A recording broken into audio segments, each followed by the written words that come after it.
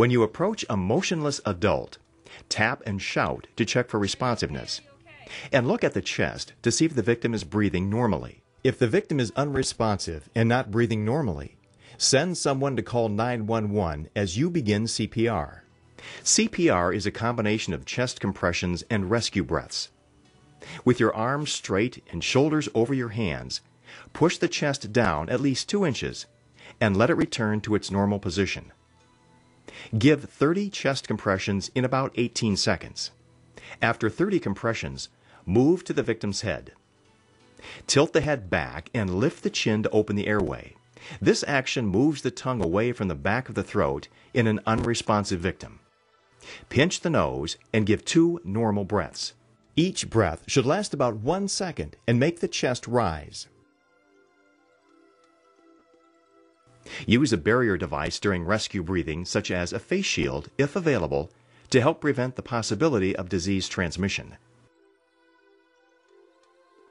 Repeat cycles of 30 chest compressions and 2 rescue breaths until an automated defibrillator is available, until the victim is revived, until you are relieved by someone else capable of performing CPR, or until you are too exhausted to continue.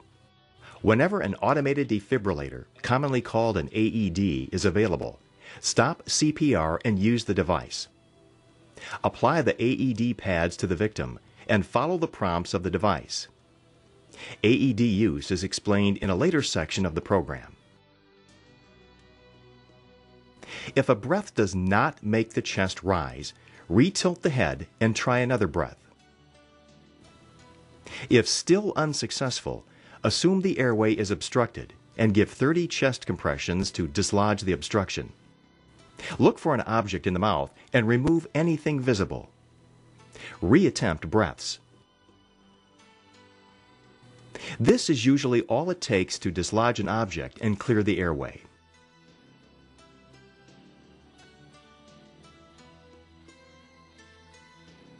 Child CPR is very similar to adult CPR, with only a few differences. If you are alone with a child, perform 2 minutes of CPR before calling 911. When performing child CPR, you can use 1 or 2 hands. Chest compressions should be approximately 1/3 the depth of the chest. This will be approximately 2 inches. Child CPR is covered more completely in another section of the program.